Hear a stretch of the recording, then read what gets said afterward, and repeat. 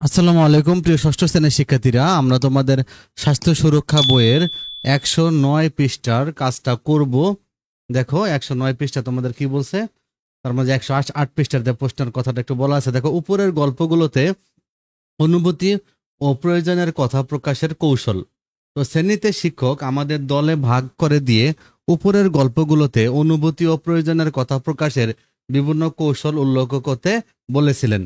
এবার সেই কাজটি আমরা নিজে অপর পৃষ্ঠার ছকে করি। কোন কৌশলটি কার্যকর আর কোন কৌশলটি অকার্যকর মনে হয়েছে তা উল্লেখ করি। প্রিয় শিক্ষার্থীরা, এখানে তোমাদের গুরুত্বপূর্ণ একটা বিষয় হলো, তোমাদেরকে হয়তো যদি তোমাদের টিচাররা বলে যে তোমরা গল্প কয়েকটা পড়ো, উপরে যে কয়েকটা গল্প দেওয়া ছিল এরপর তোমরা কৌশলগুলো বের করবে, তারপর তোমরা নিচের ছকে পূরণ করবে, এটা তোমাদের বলতে পারে। আর যদি তোমাদের বলে ছক পূরণ, তাহলে তোমরা শুধুমাত্র আমি যে ছকটা পূরণ করে দিয়েছি তোমরা দেখে দেখে ছকটা পূরণ করে ফেলবা। আর প্রিয় শিক্ষার্থীরা, আমার একজন স্টুডেন্ট কমেন্ট বক্সে লিখছিল যে তার নাকি এটার উপরে পরীক্ষা আছে, এজন্য আমি এই টপিকটা একটু ভালো করে ভাস্ট করে বোঝাবো। তা নাহলে শুধুমাত্র আমি ছকটাই করে দিতাম। তাই তোমাদের যাদের ছকটা প্রয়োজন তোমরা ছকটা সেখান থেকে দেখে নিও। আর যার পরীক্ষা এখানে সে আসলে এখান থেকে সে পুরোটাই শিখতে পারবে ভালো করে এবং সে পরীক্ষা ভালো করে দিতে পারবে। আমি পুরো গল্পটা সম্পর্কেই সবকিছু বুঝাই দেবো এবং আনসারটা করেও দিয়ে দিব। দেখো কি বলছে, যে সহমর্মিতা গল্প 2। দেখো এই সহমর্মিতা গল্পটা পড়ার পরে অনুভূতি ও প্রয়োজনের কথা প্রকাশের কৌশল লিখতে বলছে। 3টা কৌশলের নাম লিখতে বলছে এবং সেই কৌশলটা কার্যকর নাকি অকার্যকর এটা লিখতে হবে।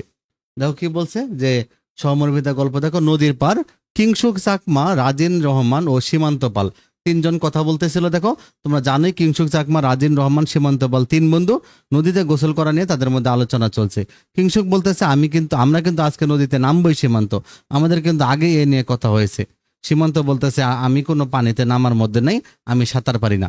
তার মানে সীমান্ত সরাসরি বলে দিচ্ছে, মানে সেইখান থেকে নিজেকে সরিয়ে নিচ্ছে, সে কাজটা থেকে নিজেকে গুটিয়ে নিচ্ছে। এখন তার মানে এখানে বলতেছে আমাদের কিন্তু আগেই এ নিয়ে কথা হয়েছে, তার মানে অবশ্যই সাঁতার কাটা নিয়ে তাদের মধ্যে আগে কথা ছিল। তার মানে যখন সাঁতার কাটার সময় হয়েছে সীমান্ত নিজেকে সরিয়ে নিছে। কিংসুক বলতেছে নদীর পারে এসব পানিতে নামবে না, হে হে হে, তোমাকে দিয়ে কিচ্ছু হবে না। এখানে কিংসুক এটা বলতে, সীমান্ত বলতেছে না হলে নাই, আমি নামছি না, সে নামবে না। রাজিন আরে কিছু হবে না সীমান্ত, তোমাকে তো সাঁতার কাটতে হবে না, শুধু কোমর পানিতে নামলেই হবে। এখন দেখো এখানে ওকে বলছে যে, কিন্তু কিংসুক বলতেছে আসল কথা হচ্ছে ও একটা ভিতর ডিম, ওর কলিজা হচ্ছে মুরগির সমান। কিংসুক বলতেছে তুমি না নামলে নাই, আমি আর রাজিন নামছি। সীমান্ত বলতেছে আচ্ছা তোমরা নামো, আমি বাড়ি চলে যাচ্ছি মন খারাপ চেহারা নিয়ে। রাজিন বলতেছে আজকে নদীতে না নামলে কিন্তু আমিও তোমাকে ভিতর ডিম বলবো সীমান্ত। রাজিন এই কথাটা মুখে আনতে গেছে কিন্তু সে বলেনি। তো রাজিনের মনে পড়ে গেল ছোটবেলায় একবার দাদা বাড়ি বেড়াতে গিয়ে তার বাগানে গেলে মৌমাছি তাকে কামড় দেয়। এরপর থেকে বাগান দেখলেই তার ভয় লাগতো এবং তার মামাতো ভাই এনে তাকে ভিতর ডিম বলে খেপাতো। এটা তার মনে পড়ে, তার একটা অতীত শিক্ষা ছিল এইরকম। এই জন্য সে তার এটা মনে পড়ার পর রাজিন বলতেছে দেখো সাঁতার না জানলে পানিতে ভয় লাগা স্বাভাবিক, আমি যখন সাঁতার পারতাম না আমারও পানিতে ভয় ভয় ছিল। তার মানে সে কিছুটা এখন কিন্তু সে কিছুটা সীমান্তের সাথে মানিয়ে নিচ্ছে, হ্যাঁ, সহানুভূতি একটু প্রকাশ করতেছে। রাজিন বলতেছে আমি ভেবেছিলাম গোসল শেষে আমরা একসাথে বাড়ি যাব, কিন্তু কি কি একটা অপেক্ষা করবো, আমাদের গোসল শেষ হওয়া পর্যন্ত কি একটু অপেক্ষা করবে সীমান্ত? কিংসুক বলতেছে রাজিন অবশ্য ঠিকই বলেছে, আচ্ছা থাক সীমান্ত, তোমার পানিতে নামতে হবে না। এখানে কিন্তু তারা আলোচনা করে নিল। তাহলে এখানে একটা আলোচনার মাধ্যমে সমাধান, একটা কৌশল চলে আসলো। সীমান্ত বলছে আচ্ছা ঠিক আছে, আমি অপেক্ষা করব, আমারও তোমাদের সাথে বাড়ি ফিরতে পারলে খুশি লাগবে। তাহলে প্রিয় শিক্ষার্থীরা দেখো শেষের কৌশলটা কি ছিল, শেষের কৌশলটা কিন্তু ছিল তারা কিন্তু আলোচনা করেছে, হ্যাঁ, আলোচনা করে সমাধানে চলে আসছে। আর মাঝের কৌশলটা ছিল রাজিন কিন্তু কিছুটা তার প্রতি সহানুভূতি দেখিয়েছে। আরেকটা হলো প্রথম বিষয় ছিল সীমান্ত কিন্তু নিজেকে পুরাপুরি এড়িয়ে নিছে। তাহলে এই 3টা কৌশল ছিল। এখন এই 3টা কৌশলের আলোকে আমাদের কাজ করে দেখো সহমর্মিতা, তাহলে অনুভূতি প্রয়োজনের কথা প্রকাশের কৌশল এবং কার্যকর না অকার্যকর। তাহলে তোমরা এখানে কৌশল 3টা লিখবা আর এখানে সেটা কার্যকর না অকার্যকর সেটা তোমরা এখানে লিখবে। শিক্ষার্থী দেখো আমি দিয়ে দিয়েছি সহমর্মিতা। দেখো অনুভূতি প্রয়োজনের কথা প্রকাশের কৌশল, এটা আমি সহমর্মিতা গল্পে বলেছি যে অনুভূতি প্রকাশে সহানুভূতি দেখানো। দেখো এখানে কিন্তু রাজিন কিন্তু এখানে কিছুটা সহানুভূতি দেখিয়েছিল। আর হলো যে অংশগ্রহণে উদাসীনতা দেখানো, সীমান্ত কিন্তু অংশগ্রহণে উদাসীনতা দেখিয়েছিল। আর আলোচনার মাধ্যমে সমাধান বের করা, শেষে একটা সমাধান বের হয়েছিল। তার মানে দেখো প্রথম কৌশলটা এটা কার্যকর ছিল, এটা অকার্যকর ছিল, কিন্তু এটা কার্যকর ছিল। প্রিয় শিক্ষার্থীরা দেখো তোমরা কিভাবে করবা, যে অনুভূতি প্রকাশে সহানুভূতি দেখানো, গল্পে রাজিন এবং সীমান্তের মধ্যে একটা বোঝাপড়া হয়, বোঝাপড়া তৈরি হয়। যখন সীমান্ত সাঁতার কাটতে ভয় পাচ্ছিল, রাজিন তাকে সাহস দিয়েছে। এই কৌশলটি কার্যকর, কারণ এটি বন্ধুত্বের মাধ্যমে সমস্যার সমাধান করতে সাহায্য করে। প্রিয় শিক্ষার্থীরা, পরীক্ষার জন্য হলে তোমরা এভাবে ব্যাখ্যা আকারে করে সুন্দর করে লিখতে পারবা এই গল্প থেকে। আর যদি ছক পূরণ হয় তাহলে তোমরা খালি ছকটা পূরণ করে দিবা। অংশগ্রহণে উদাসীনতা দেখানো। দেখো, সীমান্ত প্রথমে সাঁতার কাটতে না চাওয়ার উদাসীনতা, এটা একটা গুরুত্বপূর্ণ বিষয়। সীমান্ত কিন্তু নিজেকে সরিয়ে নিচ্ছিল যে ভাই আমি সাঁতার কাটার মধ্যে নাই।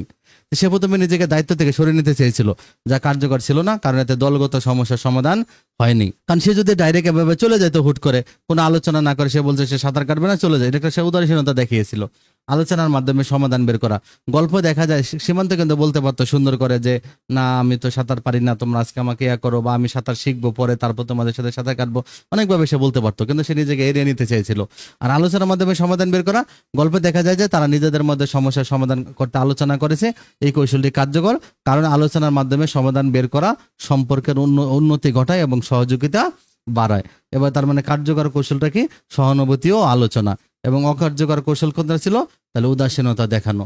প্রিয় শিক্ষার্থীরা, তাহলে এভাবে তোমরা এই ছকটা পূরণ করে ফেলবা।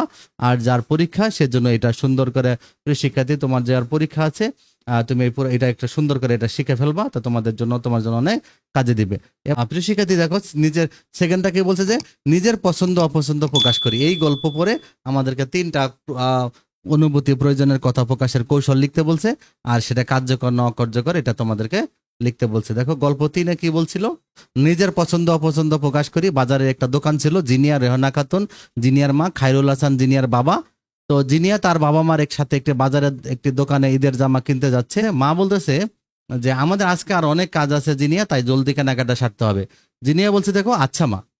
বাবা বলছে জিনিয়া তুমি দেখো কি ধরনের জামা তোমার ভালো লাগে, এই দোকানে অল্প দামে বেশ ভালো জামা কাপড় আছে। তো মা বলতেছে ও সহজে কিছু পছন্দ করতে পারে না, অনেক সময় নষ্ট করবে, আমি দেখে দিচ্ছি।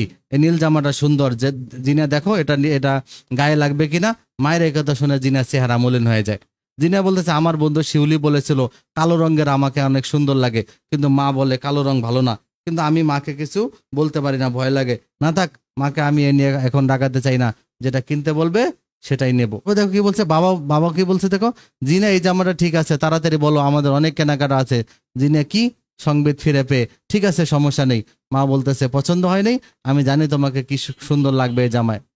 জিনা বলতেছে না, আজকে আমি বলবোই আমার কালো রঙের জামাটা পছন্দ হয়েছে। তোমাকে আমি কতদিন বলেছি কালো ভালো রং না, তোমাকে কালোতে মানায় না। জিনিয়া বলছে মা আমি ওই কালো জামাটা নিতে চাই। এখানে দেখো জিনিয়া কিন্তু নিজের প্রয়োজনের কথা প্রকাশ করতে পারছে। তাহলে নিজের প্রয়োজনের কথা প্রকাশ করে দেওয়া এটা একটা কৌশল।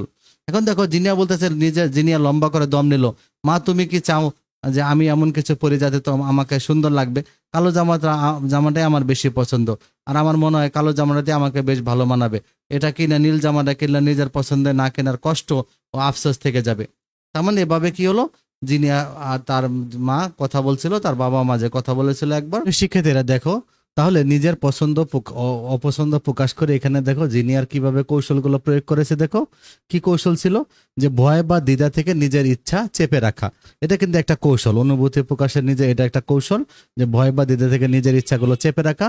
এটা হলো পরিস্থিতি সামলানোর জন্য মেনে নেওয়া। তবে ভয় বা দ্বিধা থেকে নিজের ইচ্ছা চেপে রাখা এটা অকার্যকর কৌশল। আর পরিস্থিতি সামলানোর জন্য মেনে নেওয়া এটা কিন্তু অংশত কার্যকর, মানে কিছুটা কার্যকর। আমরা যেহেতু আমাদের অপশনে শুধু কার্যকর বা অকার্যকর ছিল, এই জন্য আমরা কার্যকর লিখছি। তবে এটা কিন্তু 50-50। হ্যাঁ, এটা আত্মবিশ্বাসের সাথে নিজের ইচ্ছা প্রকাশ করা, এটা হলো কার্যকর। প্রিয় শিক্ষার্থী দেখো এটা কিভাবে কার্যকর কিভাবে অকার্যকর দেখো। তাহলে ভয় বা দ্বিধা থেকে নিজের ইচ্ছা চেপে রাখা। জিনিয়া মায়ের মতের সাথে ভিন্ন কিছু বলতে ভয় পায় এবং তার নিজের পছন্দের কথা জানায় না। উদাহরণ যেমন মাকে কিছু বলতে পারি না, ভয় লাগে। এইগুলো আসলে ভয় বা দ্বিধা থেকে নিজের ইচ্ছাগুলোকে চেপে রাখা, এটা অকার্যকর কৌশল। আবার পরিস্থিতি সামলানোর জন্য মেনে নেওয়া। জিনিয়া মায়ের পছন্দকে মেনে নিয়ে নীল জামা কিনতে রাজি হয়, যদিও এটা তার পছন্দ নয়। উদাহরণ যেটা কিনতে বলবো সেটাই নিব, তাহলে এটা অংশত একটু কার্যকর কৌশল। আত্মবিশ্বাসের সাথে নিজের ইচ্ছা প্রকাশ করা। তো শেষ পর্যন্ত জিনিয়া সাহস করে মাকে জানায় যে কালো রঙের জামা তার পছন্দ, এতে তাকে ভালো মানাবে। উদাহরণ যেমন মা আমি ওই কালো জামাটা নিতে চাই, তাই এটা একটা কার্যকর কৌশল। প্রিয় শিক্ষার্থীরা, তাহলে তোমরা ছকের মাঝে ছকের লেখাটা লিখবা, আর যার পরীক্ষা সে এটা কিন্তু তোমরা এটা সুন্দর করে তুমি এটা শিখে ফেলবা, যেন পরীক্ষার সময় তুমি এভাবে লিখতে পারো। তখন তুমি একটা ব্যাখ্যা করে লিখবা।